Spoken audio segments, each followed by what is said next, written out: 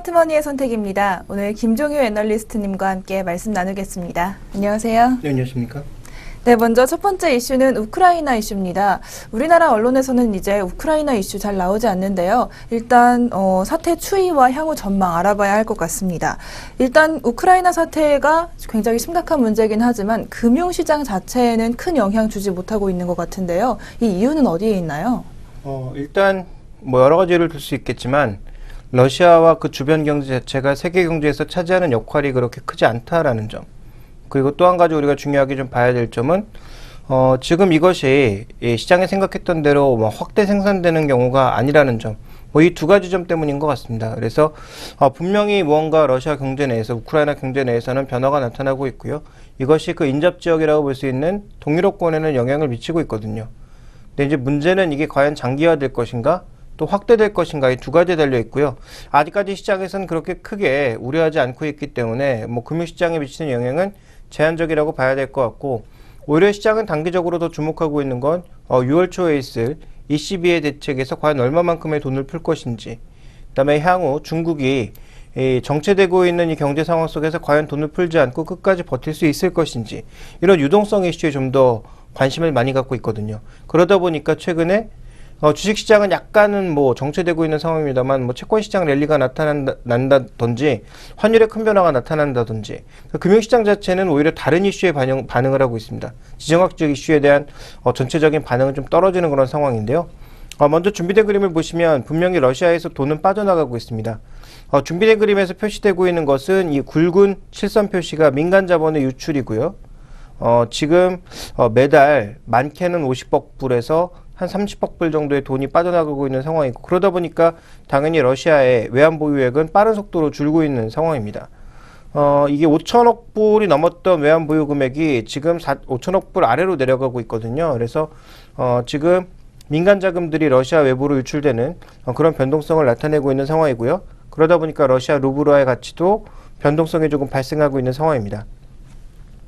두 번째로 살펴봐야 될 것은 그 CIS라고 해서 이 소련이 붕괴된 이후에 주변 국가들과 독립국가 연합을 만들었죠. 그 주변 국가들의 흐름을 살펴보게 되면요, 러시아에 지금 굉장히 많은 의존들을 하고 있는데, 이 중에서 임금 의존도, 즉 자국의 사람들이 러시아에 가서 돈을 벌고 있거나 반대로 러시아 기업들에 종사하면서 받는 임금 의존도가 타지키스탄 같은 경우에는 GDP 대비해서 40%에 육박하고 있고요.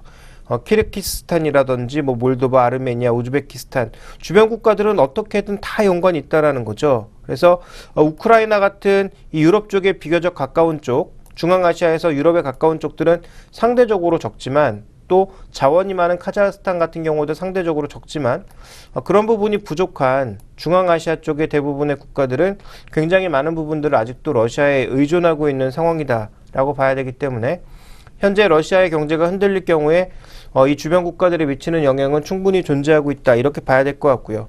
다만 말씀드렸지만 이들 국가의 전체적인 뭐 러시아를 제외한 나머지 국가들의 GDP를 모두 합쳐봐야 전 세계에서 얼마 차지하는 비중이 되지 않기 때문에 전 세계 경제에 미치는 영향은 제한적이다라고 보여지고 있는 거고요.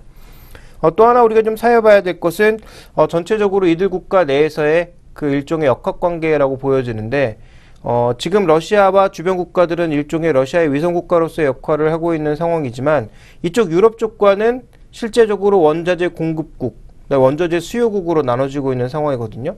그러니까 이 사태가 좀 더 악화되기 위해서는 이 서방 국가들과 이들 국가의 관계가 없어야 되는데, 서로 관계를 맺고 있으니까 극단적으로 치달을 수는 없는 거죠. 그러니까 결국은 가장 걱정하지 않는 결정적인 이유는 이 이유 때문에, 에너지를 서로 주고받는 이 이유 때문에 결국은 완전히 등을 돌릴 수 없을 거다라는 그런 생각을 하고 있다라는 점에서 전체 금융시장의 변동성이 상대적으로 적을 수밖에 없다, 이렇게 보여집니다. 네, 일단 러시아와 주변 국가들 국제 시장에서 지위가 높은 편이 아니고, 또 유럽과의 관계 때문에 또 악화가 또 예상되지는 않는 것 같습니다.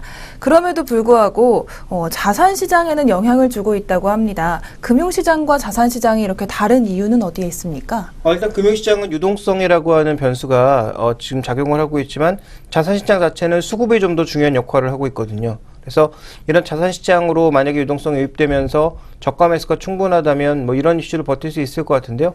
먼저 준비된 좀 그림을 보시면 러시아나 우크라이나라고 하는 국가가 천연 자원이 굉장히 풍부한 국가들입니다. 러시아의 지금 천연가스 생산량은 전 세계에서 17%를 차지하고 있고요. 석유 12%, 백금, 니켈, 밀, 철광석, 금, 구리, 뭐 알루미나 등 대부분의 원자재가 모두 5위권 내에 들 정도로 많은 양을 생산하고 있다라고 봐야 될 것 같고요. 우크라이나도 철광석, 옥수수, 밀, 망간 등의 재료들이 모두 5위에서 한 8위 정도의 비중을 차지하면서 전 세계 내에서 꽤 많은 비중들을 차지하고 있다라는 거죠. 그러니까 여기서 겹치는 뭐 밀이라든지 뭐 이런 것들, 그다음에 뭐 철광석이나 일부 이런 제품들의 지금 수급이 흔들릴 가능성. 지금 러시아와 우크라이나 밀을 합치면 전 세계 공급량의 무려 한 8% 정도가 되거든요. 그러니까 이게 적지 않은 양이란 말이죠. 그렇지 않아도 지금 옥수수나 밀에 대한 그 변동성이 예상되고 있는 구간에서 기후 관련 문제도 부각되고 있는 상황에 이쪽에서 만약에 공급이 조금 힘들어지는 모습을 보일 경우에는 분명히 영향을 줄 수밖에 없는 상황이고요. 그러다 보니까 일부 원자재 가격은 계속 상승하고 있습니다. 일단 니켈 가격이 비철금속 쪽에서는 꾸준하게 상승하고 있고요. 이게 지금 2014년 초에 비해서 거의 30-40% 올라간 상황이고 밀도 거의 30%가량 올라간 상황입니다. 유가는 변하지 않고 있습니다만 이들의 가격이 크게 움직이고 있는 상황이기 때문에 분명히 일부 자산에는 영향을 주고 있다. 이렇게 좀 봐야 될 것 같고요.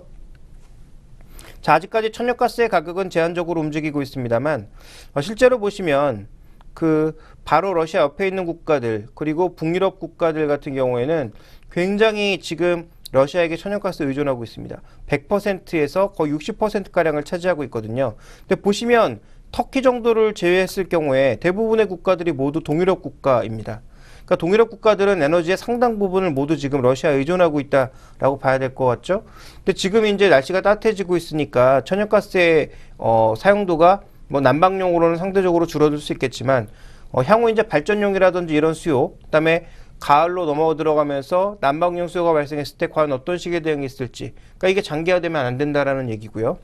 상대적으로 이제 서유럽 국가들 같은 경우에는 의존도가 떨어지긴 합니다만 전 세계 평균, EU의 평균 자체가 24% 정도니까 적지 않은 비중이라고 좀 볼 수 있는 상황이죠. 그래서 이 시간이 가면 갈수록 천연가스 가격 같은 경우에도 영향을 받을 가능성이 높아진다라는 것입니다. 그래서 분명히 자산시장 중에서 원자재 시장, 그 원자재 시장도 전체가 아닌 일부 곡물 시장과 비철금속 시장, 또 장기적으로는 분명히 에너지 시장에도 영향을 미칠 가능성이 농후하다. 좀 이렇게 봐야 될 것 같습니다. 네, 별로 영향 미치지 못하고 있는 금융시장과는 다르게 일부 자산시장은 좀 우려할 만한 일이 있는 것도 사실인 것 같은데요. 그렇다면 이 우크라이나 사태, 우리의 관심에서 조금 멀어질 법도 했는데 아직도 좀 관심에 앞에 두고 계셔야 할 것 같습니다. 우리나라 경제와 증시에 미칠 영향, 이쪽에 대해서는 어떻게 보고 계신가요?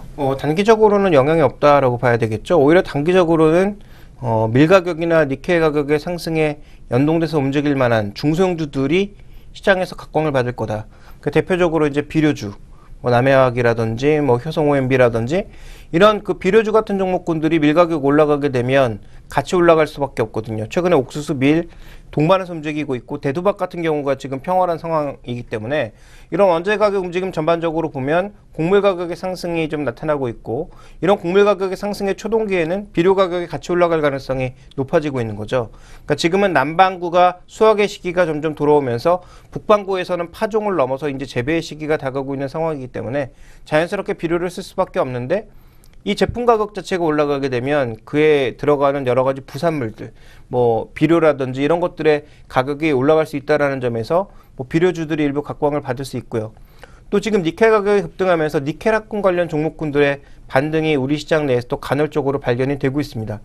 대부분이 좀 중소형주인 것에 대해서 단기적으로 이들 종목이 움직일 수 있겠지만 뭐 중장기적인 추세로 자리매김할 가능성은 조금 제한적이라고 봐야 될 것 같고요. 중기적으로 보면 이 원재료 가격이 한두 개 올라가기 시작하면 다른 쪽으로도 영향을 주기 마련입니다. 물론 글로벌 수요가 제한적이기 때문에 다 올라가진 않을 거고요. 또 산업의 쌀이라고 불리는 뭐 철이나 구리 같은 경우가 크게 올라가지 않을 경우 미치는 영향은 제한적이라고 할 수 있겠지만 어쨌든 원재료 가격이 상승하게 되고 만약에 전쟁 같은 것들이 벌어지면서 주변 국가들의 파급력이 커지게 될 경우에 가장 부담을 받을 수 있는 것은 유가와 천연가스 등의 에너지 가격이 급등할 가능성이 있다는 거죠. 이렇게 되면 이것은 증시의 전반적인 하방 압력으로 작용할 가능성이 높다라고 봐야 될 것 같습니다. 그래서 아마 이제 올 가을에서 겨울 넘어가는 시기가 될 것 같은데요. 이때도 이 이슈가 마무리되지 않고 지속적으로 끌고 나가면서 확대지 생산되는 그런 모습을 보일 경우에는 전 세계 에너지 가격의 상승 압력으로 인해서 증시의 조정 압력으로 작용할 가능성, 글로벌 증시에 조금은 흔들리는 요인으로 작용할 가능성, 만약에 이 시기에 유럽이라든지 미국 같은 유동성을 대규모로 공급했던 국가들의 유동성 회수까지 이루어진다면 이때는 조금 더 변동성이 커질 수 있겠죠. 그래서 올 하반기 대부분 좋게 보고 있는데 만약에 이러한 그 국지적인 분쟁 이슈들이 확대지 생산되면서 유동성 회수 이슈와 맞물리게 될 경우에는 조금 파급력이 커질 수 있다는 점을 염두에 두실 필요가 있겠고요. 지금 뭐 여기서 다루진 않았습니다만 남중국해 이슈가 아직도 확대되고 있는 상황이죠. 이것은 중국과 일본뿐만 아니라 중국과 필리핀, 또 중국과 베트남 등 굉장히 다양한 국가들이 중국 남쪽 근해에서 계속 분쟁이 일어나고 있다는 것.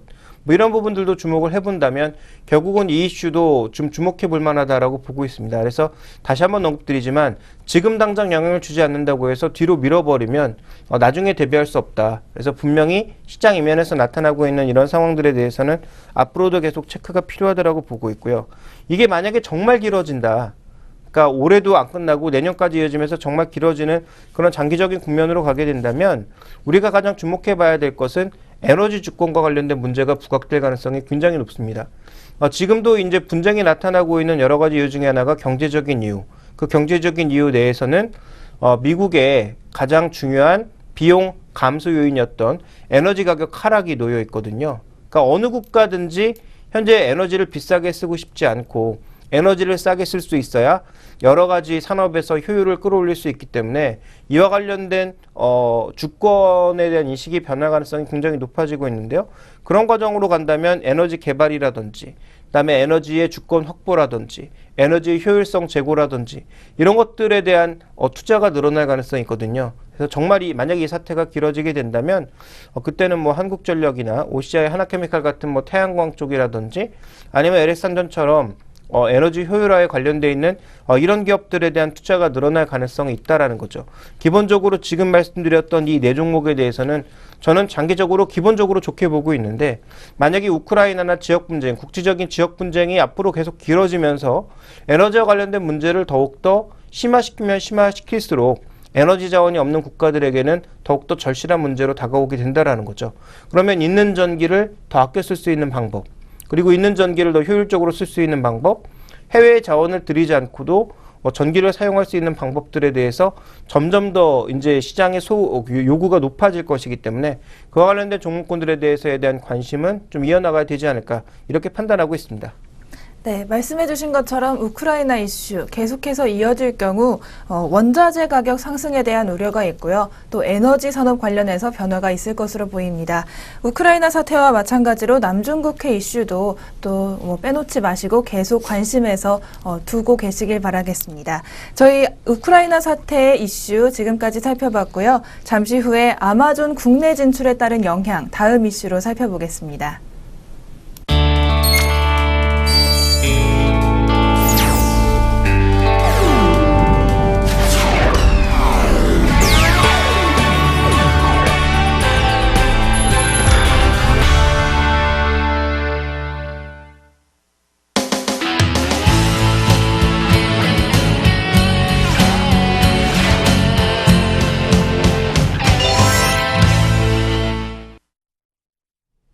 스마트머니의 선택 함께하고 계십니다. 다음 이슈는 바로 아마존이 우리나라에 진출한다는 이슈인데요. 아마존이 국내 진출한다는 소식은 많이 들어보셨을 겁니다. 오늘은 이 소식 좀 자세하게 앞으로의 영향, 어떤 영향 미칠지 살펴보도록 하겠습니다. 우선 아마존이 국내에 진출하는 좀 배경과 방식이 궁금합니다. 어떤 점이 있을까요?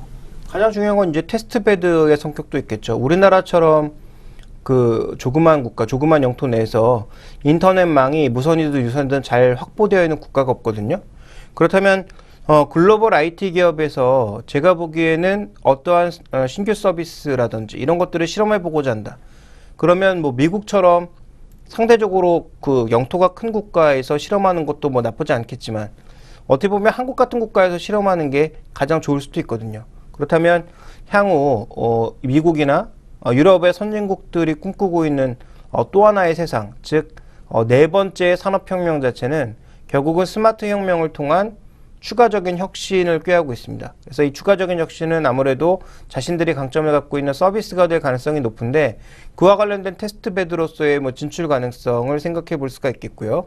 이건 좀 큰 그림이 될 것 같고 작은 그림으로 보자면 이런 게 되겠죠. 아마존 같은 경우에도 미국 내에서 최근 치열한 경쟁을 하고 있지 않습니까? 그동안 아마존이 이 전자책에서 성공을 거둔 이후에 다른 영역으로 사업을 넓혀 나가자 그동안 견제하지 않았던 미국의 대규모 유통업체들의 견제가 이제 시작되고 있는 상황입니다. 그래서 아마존이 독점해오던 시장을 다른 업체들이 서서히 점식해 들어오고 있는 상황이기 때문에 아마존은 반대로 해외 진출을 통해서 해외 쪽에 아마존에 대한 그 요구가 있으면 갈 수가 있는 거죠. 근데 우리나라도 최근에 어떤 경향들이 많이 나타나고 있습니까? 해외 직구가 많이 나타나고 있죠. 그것을 뭐 이베이를 통해서 하든 아마존을 통해서 하든 다양한 경로로 이루어지고 있는데요.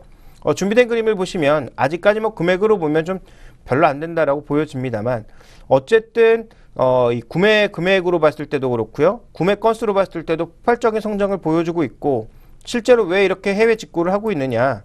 싼 가격 때문에 국내에 없는 브랜드이기 때문에 다양한 상품들이 있기 때문에 이렇게 하고 있거든요. 그래서 전체적으로 지금 우리나라의 병행 수입 제품들이라든지 백화점에서 수입해서 팔고 있는 상품들 가격이 해외와 워낙 많은 격차를 보여주고 있어서 이런 것들을 조금 되돌리기 위한 합리적인 소비자들의 노력이 확대되고 있다라는 관점 때문에 아마존도 우리나라에 진출해서 뭐 돈을 많이 벌겠다라는 생각보다는 추가적인 영역 넓히기 정도로 좀 보시는 게 좋지 않을까 이렇게 좀 보여지고 있습니다. 그리고 또 하나 이제 실제 보시면 그 아마존을 통해 샀을 때 진짜 효과가 있느냐 이 부분에 대해서 우리가 검증해 볼 필요가 있는데요. 준비된 그림을 보시면 자 이건 지금 언제나 할 수 있는 게 아닙니다. 특정 시기 블랙 프라이데이 때 시기만을 놓고 본 거거든요. 그러니까 착각은 없으시길 바라겠고요. 블랙 프라이데이 때 똑같이 60인치짜리 LED TV를 사면 가격이 얼마나 차이가 나느냐 아마존을 통해서 한국에서 직구를 냈더니 배송료와 관세를 모두 포함하고도 147만 원이었는데요. 지금 우리나라에서 최저가로 샀더니 260만 원이었다라는 거죠. 그러니까 110만 원 자체가 차이가 나고 이 110만 원의 차이는 비율로 봤을 때 무려 40%가 넘는 가격 차이라는 겁니다. 그러니까 실제로 이제 뭐 삼성전자나 LG전자는 이렇게 항변을 하고 있죠. 국내에서 쓰는 부품이 다르다. 제공하는 서비스가 다르다. 그래서 가격이 차이가 날 수밖에 없다. 아마 대부분의 소비자들은 그 얘기에 화를 낼 수밖에 없습니다. 내가 느끼는 체감 서비스의 가격은 이 정도의 차이는 아니거든요.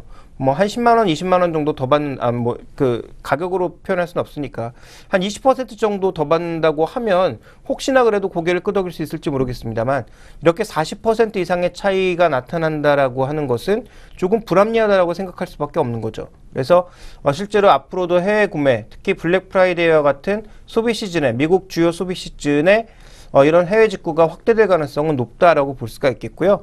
이런 과정에서 아마존 같은 사이트가 국내로 유입될 가능성은 점점 높아지고 있다. 이렇게 좀 봐야 될 것 같고요. 이베이가 있지 않냐, 또 해외 구매에 대응을 해주는 그런 사이트가 많이 있지 않냐라고 항변하실 수도 있겠습니다만 이베이는 신품보다는 중고품이 절대적입니다. 또 해외 사이트, 해외 구매 대행 사이트는 수수료를 추가로 줘야 되죠. 그런 부분들을 좀 고려해 봤을 때 사람들은 아무래도 아마존이라고 하는 좀 더 크고 안정적인 그런 사이트를 선호하지 않나 이렇게 좀 보여집니다. 네, 아마존이 이런 배경 때문에 우리나라 진출 결정을 한 것 같고요. 또 이제 방식을 한번 살펴볼 텐데 아마존이 해외 진출을 하는 전략이 또 여태까지를 좀 참조해 보면 알 수 있을 것 같습니다. 어떤 것들이 있었나요? 뭐 스페인이나 일본 같은 쪽에 진출하는 걸 보면요. 처음부터 지금 아마존이 하고 있는 모든 그 사업들을 들이밀진 않았습니다. 그러니까 아마존이 지금 하고 있는 것이 뭐 킨들을 통해서 나오는 뭐 이 콘텐츠 뭐 이런 거와 함께 추가적으로 뭐 전자제품이라든지 굉장히 많은 그런 공산품들을 아마존 채널을 통해서 팔고 있거든요. 근데 스페인이나 일본에 들어갔을 때부터 처음부터 모든 제품들을 다 몰고 들어가느냐? 그렇진 않았다라는 거죠. 상대적으로 이제 저항이 적을 수밖에 없는 이 컨텐츠 쪽으로 먼저 진출을 했습니다. 그런데 이 컨텐츠에 대한 진출도 굉장히 공격적이고 뭐라고 할까요? 좀 어그레시브하게 진행되고 있는 상황인데 지금 그 아마존이 팔고 있는 대표적인 이 컨텐츠 유통망 킨들의 가격을 살펴보면요. 2007년도에는 400불이었던 기기의 가격이 지금 100불대로 줄어들고 있거든요. 근데 지금 이게 가격이 떨어지는 게 사양이 떨어진 거냐? 사양은 점점 올리면서 가격이 떨어진다는 거죠. 그러니까 사양 안에 들어가는 뭐 CPU라든지 이런 것들은 점점 이제 사양을 올리면서 가격은 떨어지는.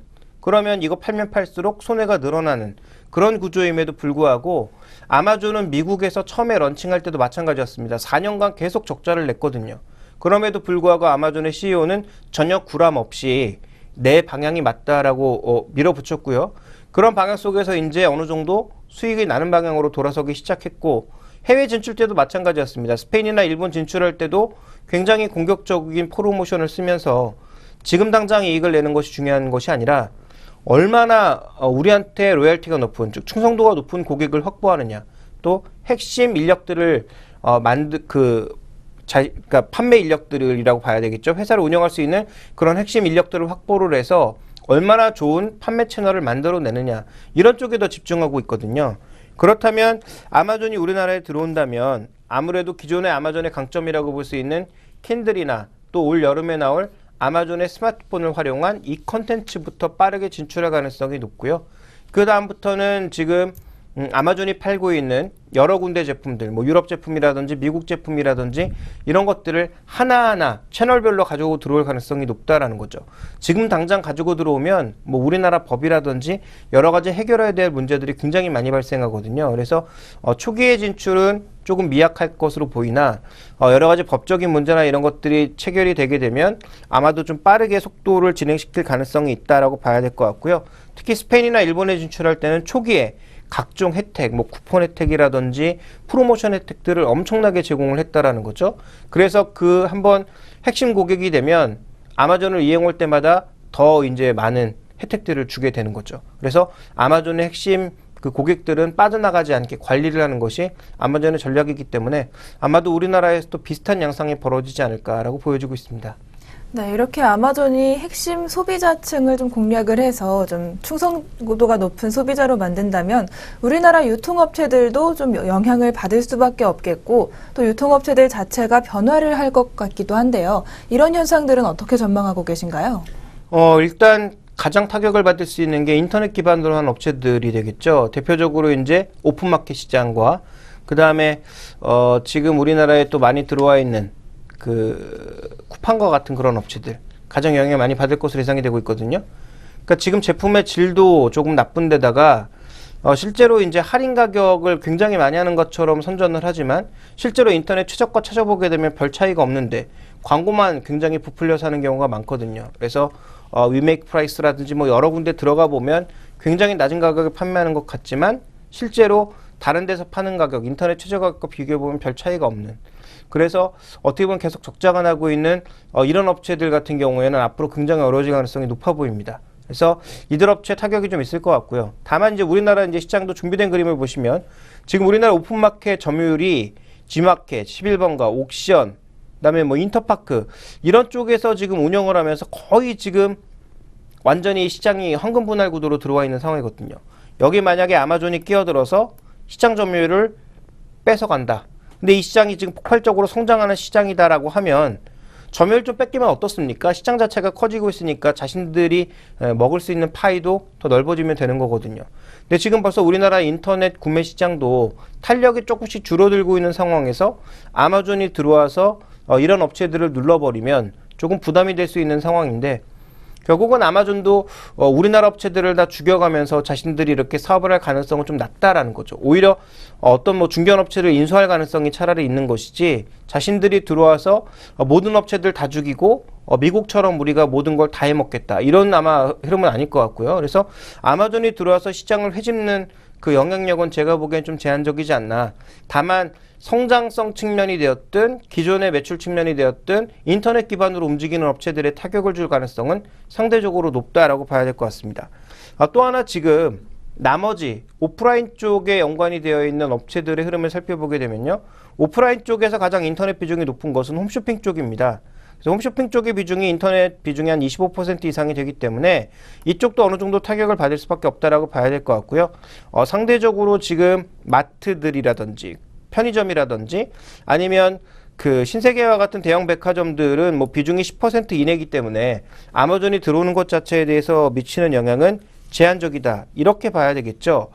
그렇지만 우리가 아마존이 이제 시간이 지나면 지나서 점점 이제 상품들을 늘려나가게 될 경우에는 전체적으로 다 압박을 받을 수 있다는 거죠. 왜냐하면 아마존이 상대적으로 미국 아마존에서는 굉장히 싸게 팔던 것을 우리나라에선 우리나라 판매 가격과 똑같이 비싸게 팔게 되면 그건 욕을 2배로 먹을 가능성이 있거든요. 그래서 아마존 같은 경우에는 아마 동일 가격을 유지할 가능성, 뭐 환율에 따른 변동성 자체는 어느 정도 가져가겠지만 되도록이면 전 세계 글로벌 판매가와 비슷한 가격으로 판매할 가능성이 높다라는 점을 고려해 봤을 때 이거는 결국은 뭐 전부 다 영향을 받을 수밖에 없는데 상대적으로 오프라인 쪽은 조금 견조할 수밖에 없는 것이 백화점에서 파는 진짜 비싼 명품을 아마존에서 팔 가능성은 제로에 가깝거든요.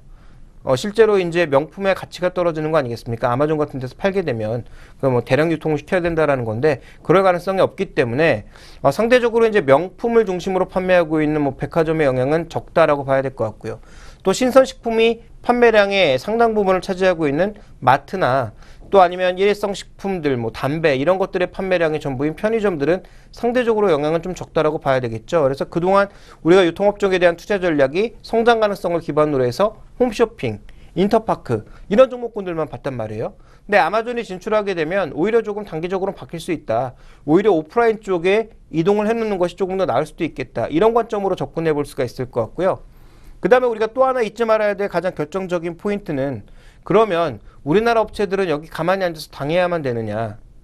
아마존과 싸우는 것도 중요하지만 아마존이 공략하지 않은 다른 지역으로 먼저 선제적으로 가서 선점하는 것이 더 중요하지 않느냐라는 판단이죠. 그래서 국내 업체들을 중심으로 해서 이미 뭐 베트남, 뭐 인도네시아, 그다음에 여러 국가들로 이미 진출하는 것이 눈에 띄고 있고요.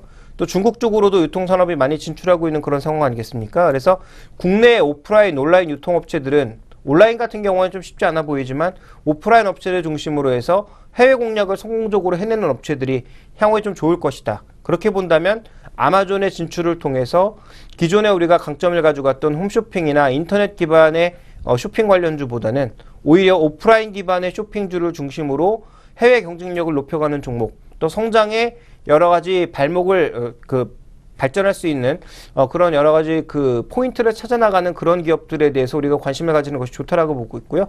그런 관점에서 저는 관심 종목으로서는 제일 좋게 보고 있는 것이 이제 롯데쇼핑과 신세계 같은 아예 대형주들.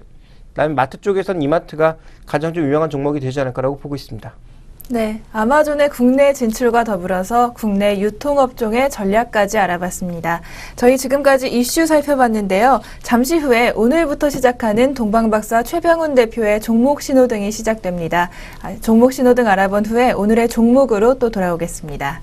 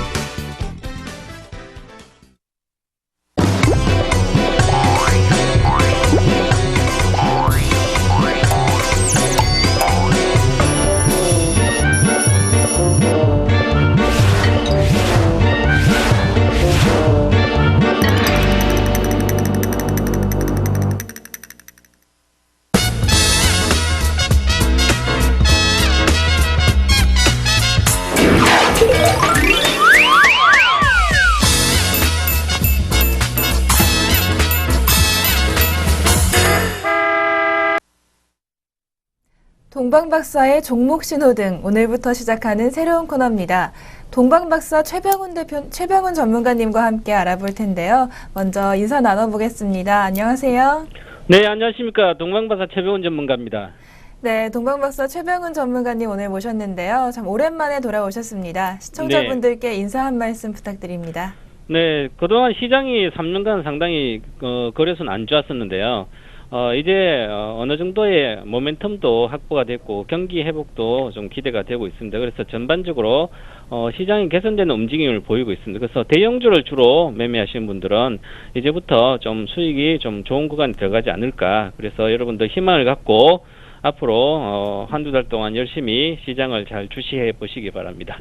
네, 저희도 희망을 갖고 한번 종목 신호등 시작해 보겠습니다. 먼저 첫 번째 종목 질문을 드릴 텐데요.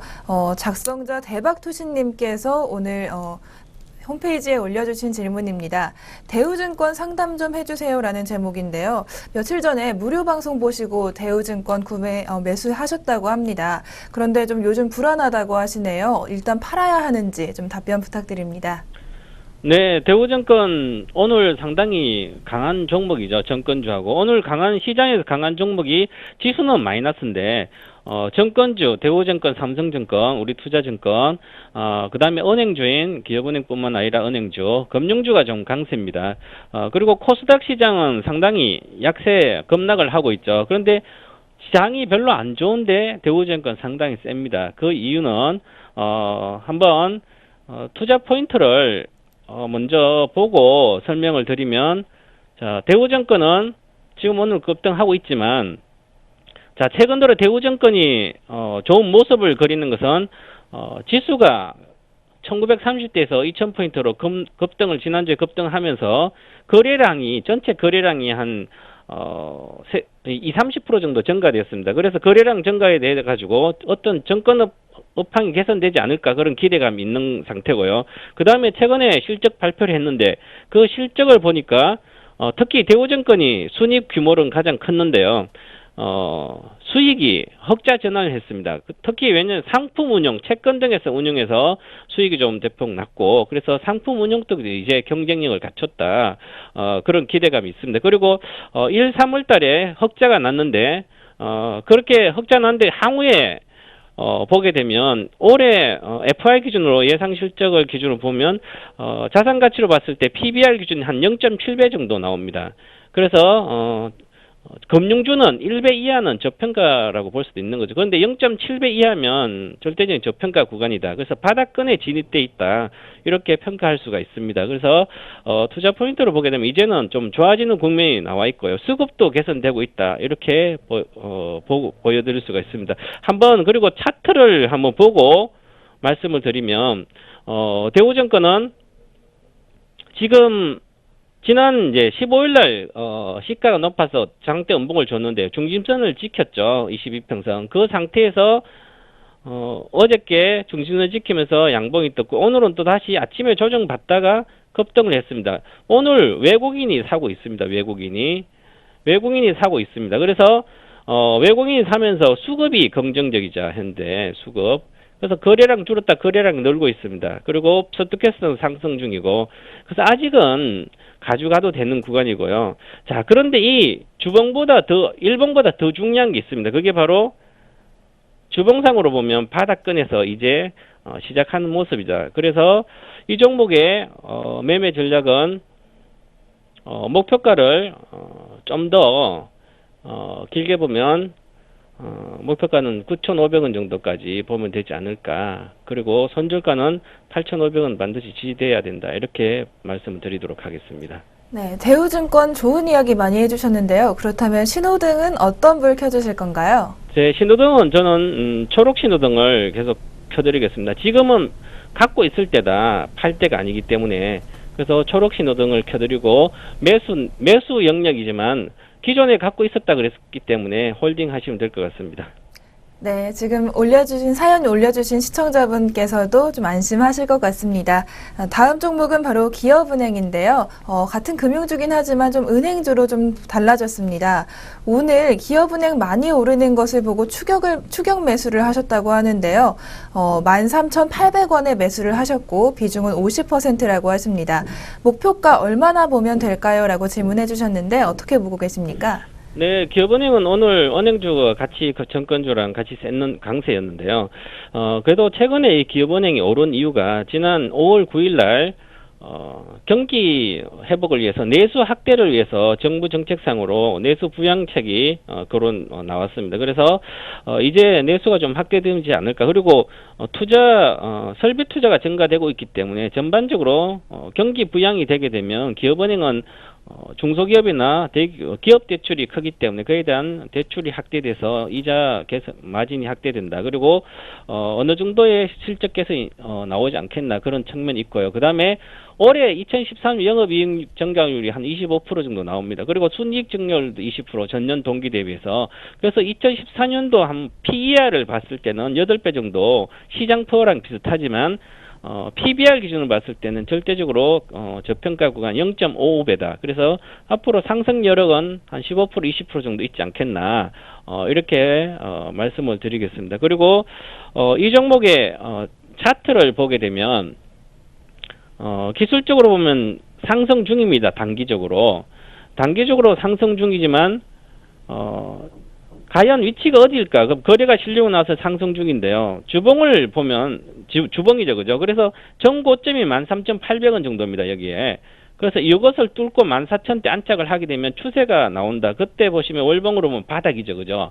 월봉으로 바닥권이기 때문에 추가적인 상승이 충분히 좀 길게 보면 나오지 않겠나. 그래서 지금 비중을 높게 많이 사셨는데요. 단기 조정을 받더라도 좀 들고 가도 되지 않겠나. 그런 측면에서 말씀을 드리고요. 자, 이 종목의 한번 매매 전략을 한번 보게 되면 자, 기업은행은 목표가를 좀 길게 봐서 한 15,500원까지 봐드릴 거예요. 그 다음에 손절가 12,500원만 지지하면 된다. 물론 뭐 오늘 사셨으니까 단가가 높지만 그렇더라도 이 추가적인 상승이 기대되지 않을까 이렇게 측면으로 잘 갖고 가시면 될 것 같습니다. 네, 추가적인 상승 기대하고 계시는데요. 그렇다면 종목 신호등은 어떤 불일까요? 네, 초록 신호등 켜드리겠습니다. 네, 기업은행도 초록신호등 좀 안심하셔도 될 것 같습니다. 네, 다음 종목 질문을 드리겠습니다. KT뮤직입니다. KT뮤직 시청자분께서 질문을 해주셨는데요.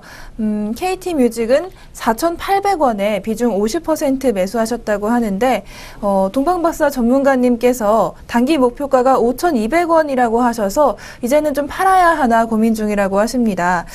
자금이 작아서 한 종목에 50%씩 사고 계신다고 하는데 팔 시점 알려주시면 감사하겠습니다. 라고 말씀을 해주셨습니다. 어떻게 보고 계신가요? 지난주에 제가 4,600원 이하에서 매수하라고 공개 방송해드렸었는데요. 목표가 단기적으로 5,200원입니다. 근데 5,200원을 왔다가 지금 조정받고 있는데 그렇더라도 아직까지는 손절 구간이 아니기 때문에 이익을 실현할 구간이 아니기 때문에 좀 들고 계시면 좋을 것 같은데요.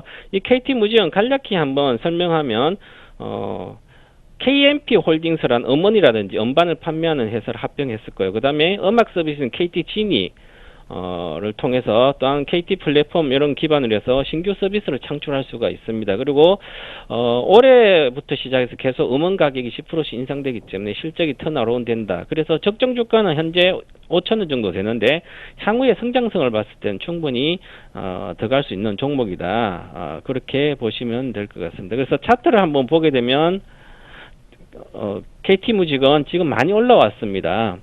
많이 올라왔는데 지금 단기 조정 이틀간 받고 있죠. 받고 있는데 하지만 내일 정도 반등을 해줘서 5,200원을 돌파하지 않으면 절반 정도 비중을 축소하시는 게 좋을 것 같고요. 현재 상태는 그래도 계속 가고 있기 때문에 들고 가셔도 무난하다.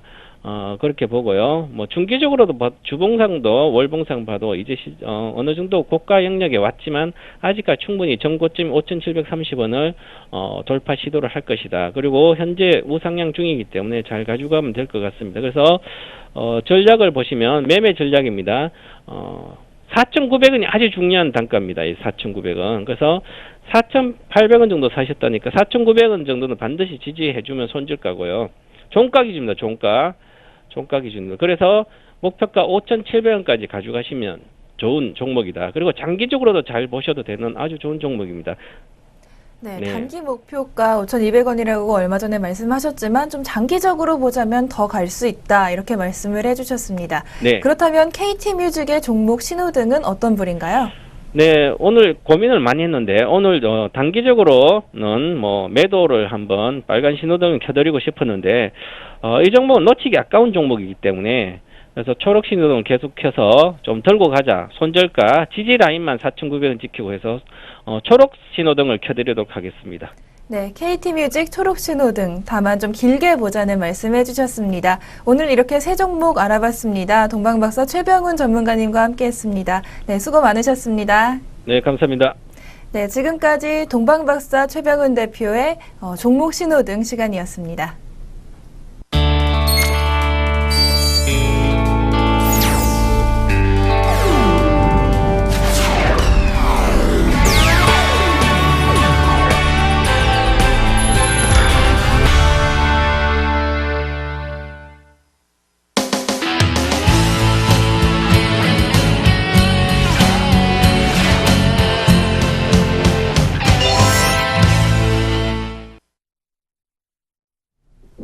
네, 다시 스마트머니의 선택 김종유 애널리스트와 함께 하시겠습니다. 오늘의 종목 남겨져 있는데요. 오늘의 종목은 스마트폰 부품주들 알아보도록 하겠습니다. 최근 스마트폰 부품주들이 좀 주가가 많이 하락하고 있습니다. 일단 주가 급락의 이유부터 짚어봐야 할 것 같은데요. 주가 급락 어떻게 보고 계신가요? 일단 오늘 뭐 코스닥 시장 분위기 자체가 좋지 않죠. 초반에는 오히려 반대였습니다. 유가증권 시장이 좀 흔들리면서 코스닥 시장이 그나마 견조했는데 지금 반대로 유가증권 시장 견조한 건데 코스닥 시장이 붕괴되고 있는 상황인데요.